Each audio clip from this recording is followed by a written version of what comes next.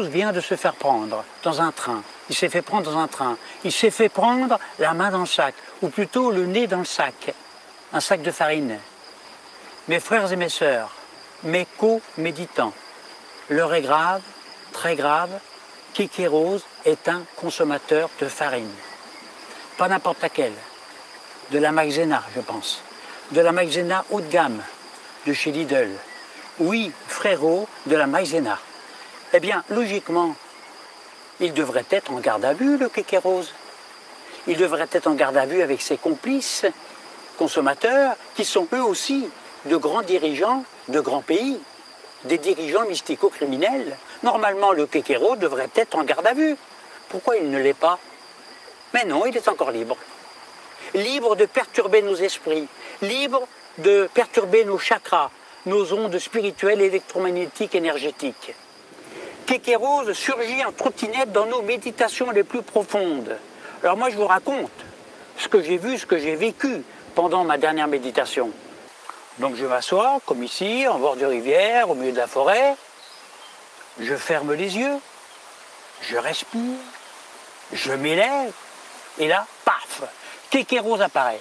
Il passe devant moi assis sur un vélo rose sans selle, accompagné de chaque côté de 2 grosses pédales, enfin des pédales normales, de chaque côté. Alors moi je me dis, ne t'attache pas à cette pensée, ce n'est qu'un nuage éphémère.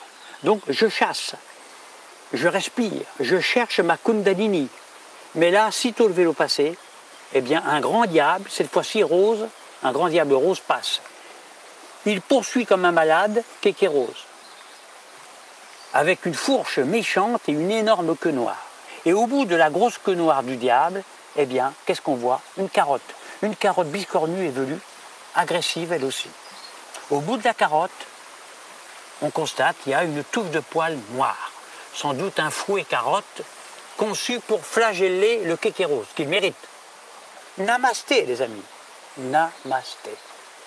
Et ce n'est pas tout. Des légumes roses.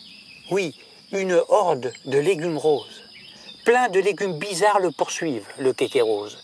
Une courgette mystique. Un radis vengeur de gilets jaunes. 3 navets bouddhistes retraités qui ne sont pas contents de la réforme. Alors moi je me dis, tout ça ce ne sont que des pensées parasites. Ignore-les. Respire. Inspire, expire. Relâche tes sphincters. Et là, malgré tout, Kékérose revient, cette fois-ci en trottinette, traînant derrière lui un coffre orné de pierres précieuses. Et gravé dessus, qu'est-ce qu'on voit? Dette de la France. Il se barrait avec le trésor national, le fourbe. Évidemment, tout ça, c'est en pensée, hein. Mais ce n'est pas fini. Non, c'est pas possible. Moi, je ne reviens pas. Il ne lâche rien, le Kékérose. Il revient encore.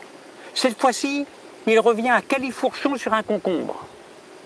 Un concombre rose, à elle jaune.